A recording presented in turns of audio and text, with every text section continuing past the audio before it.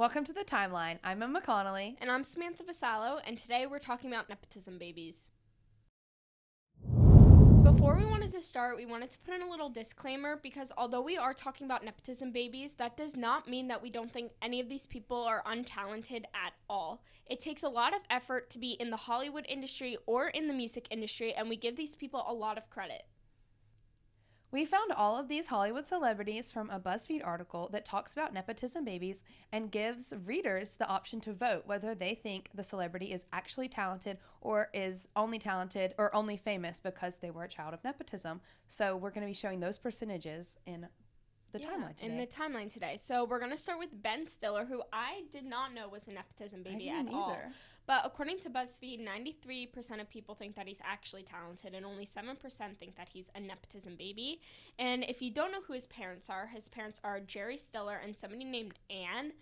Jerry Stiller is known for Seinfeld and Hairspray, while his mother is only known for The King of Queens, which I've never heard of before. I love The King of Queens. You never watched that? No. No, it's really funny. The mall cop is on it.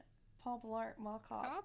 Yeah. Interesting. Okay. Well, anyways, Ben Stiller's first big movie was in 1987 for The Empire of the Sun, and you probably know him from the Zoolander movies, which is currently a trend on TikTok. So you probably know him from that right now. And in 2021, he got a lot of criticism because he got in a fight on Twitter with somebody talking about nepotism, where he said, speaking from experience, and I don't know any of them, I would bet they've all faced challenges talking about people who are not nepotism babies or are nepotism babies.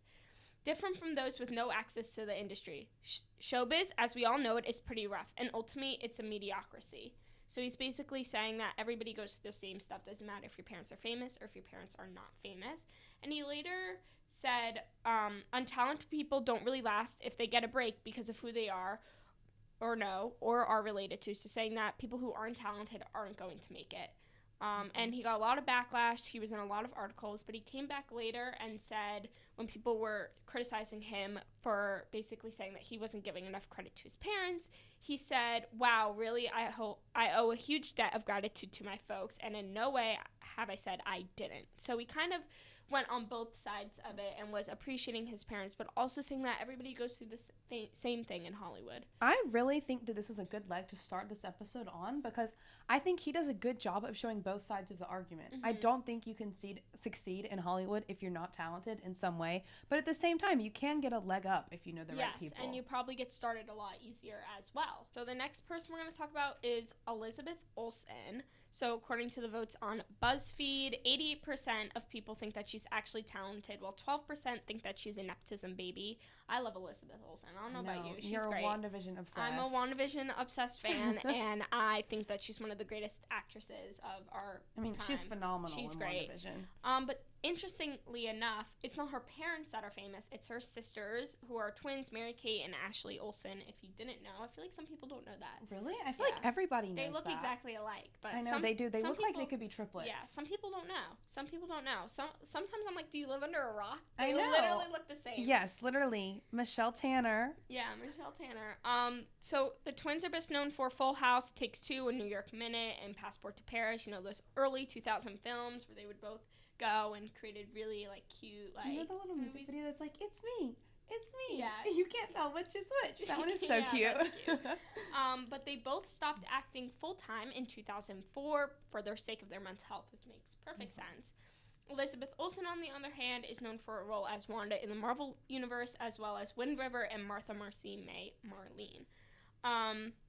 She had little roles in her sister's movies when she was young, but only for a quick second, and just because she was on set, so she doesn't really count those, but they are in her, if you go to Google and hit movies, they are on there. Yeah, they're listed.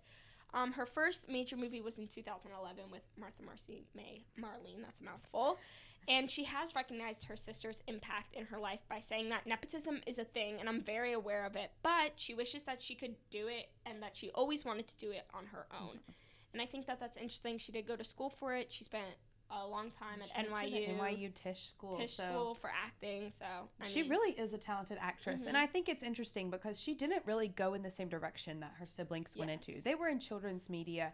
And while Marvel is superheroes, which is appropriate for children, WandaVision is not a children's TV show by any means. No. And she had skill to play that role. Yeah.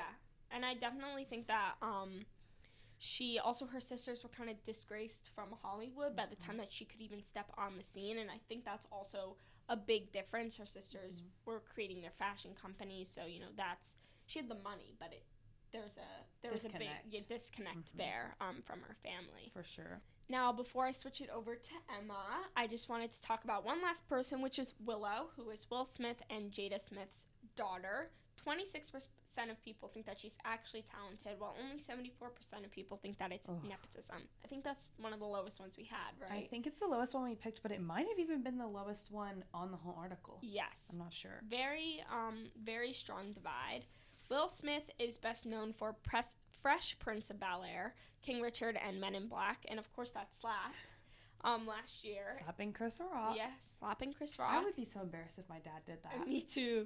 Me too. And Jada is best known for Red Table Talk and The Matrix, while Willow, on the other hand, is known for her music. Most popular songs are Wait a Minute, With My Hair, Meet Me at a Spot. When I was looking this up and I was like, With My Hair, I was literally like, with my hair. Throwback. I know. I remember being in elementary school and singing that, like on the playground. Right? Being like, hey. I thought it was so cool. Yeah. And so Willow recently shared her thoughts about being called a nepotism baby. She was in the Rolling Stones article herself. And she said that I don't focus on how other people feel about me. If you love me, amazing. If you hate me, fantastic. That's none of my business. She furthermore said that I was placed on this planet to be someone who uplifts the lives of people with my art and my words, and that's it. I think that's very profound, you know? I think it is. She's very strong in what she believes. She doesn't care what people think about her. She just wants to make her music, live her life, do what she wants to do. Yeah. And her next album, Coping Mechanism, is set to release soon, which is why she was talking to Rolling Stones in the first place. I'll be really interested to listen to this because I feel like her older music wasn't necessarily something I would just listen to on my walk to class, but maybe this new album will be because she's more grown up. We're more grown up. For sure. So now I'm going to take over, and I have 5 celebrities as well, and we're going to start off really strong with Zoe Kravitz, who is the child of singer-songwriter Lenny Kravitz, who I personally love. He's just so cool. And Lisa Bonet, who was an actress on The Cosby Show, which obviously was an iconic 80s TV show. And so she has a great start with those parents, such a diverse set of talents with the two of them. And she actually has a diverse set of talents herself because she is an actress, a model, and a singer. She's modeled for all sorts of magazines. She's released a bunch of songs, and she's done some really cool acting.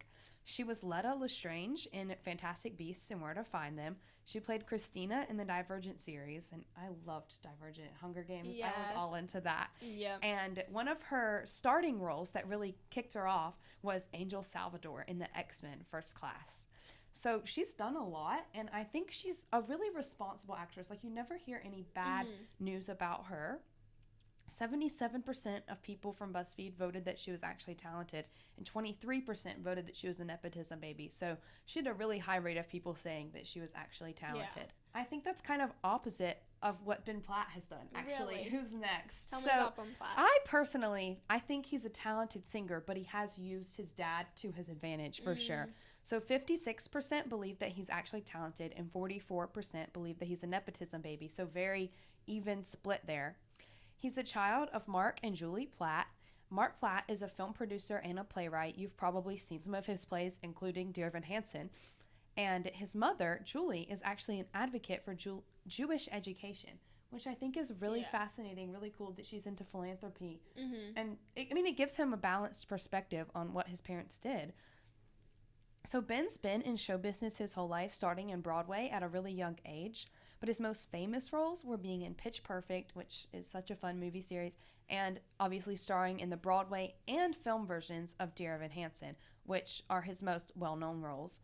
He's known for playing the role of Dear Evan Hansen on Broadway incredibly well, really encapsulating that character. Nobody can top how he was on Broadway. But his performance as Dear Evan Hansen in the TV or film version of that is way lower. The ratings were not good for that movie. Everybody thought he looked awkward. He was too old for the role. And the interesting thing with that is that his dad was producing the film.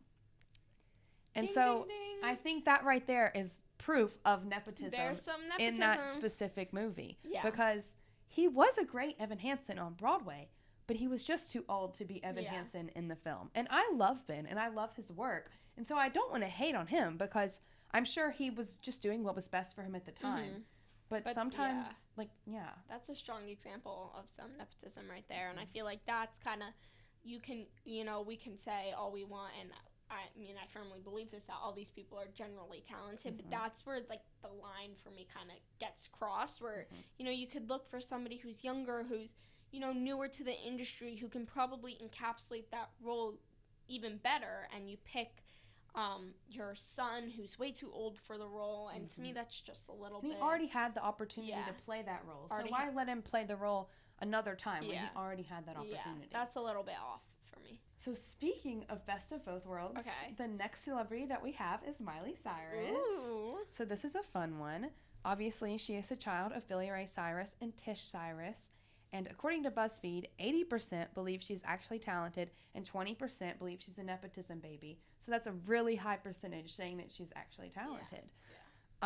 Obviously, Miley has been in the spotlight her whole life, starting in film and TV when she was really, really little, and then taking on the star role of Hannah Montana in the early 2000s, her preteen years. And she has ridden that wave all the way till now. Yes. But I think what's really interesting with her is that she's done so many different unique things. Yeah. She's made country music. She's made pop music. She's that rock album.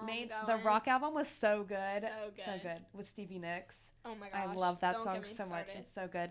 And obviously her Wrecking Ball era. Everybody has to have their reputation, their rebel era. And she rocked that. She had that.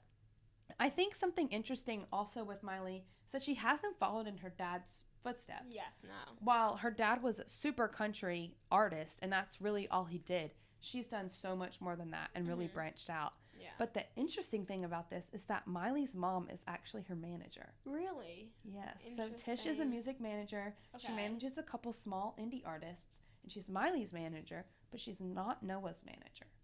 Ooh, family drama. So I don't know if there's drama there or if it just worked out. Yeah. That's interesting. That's very interesting. And Miley hasn't said anything publicly about being a nepotism baby, but I'm sure if somebody ever brought that up to her, she would be mad, because she would prove that she's not. She's not, and I absolutely love her new song Flowers. We are gonna talk about that next time. That's what we were talking about. We're gonna talk about her new song Flowers and all the drama behind that, so stay tuned. But I think Hemsworth. Liam Hemsworth, I'm coming for you. This has been On the Timeline for News 4 Entertainment. I'm Emma Connelly. And I'm Samantha Vassallo.